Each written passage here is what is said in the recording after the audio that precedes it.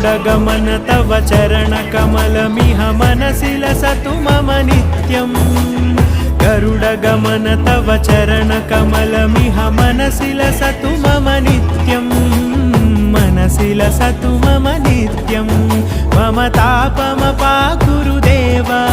मम पापमपाकुरु देव मम तापमपाकुरु देव मम पापमपाकुरु देव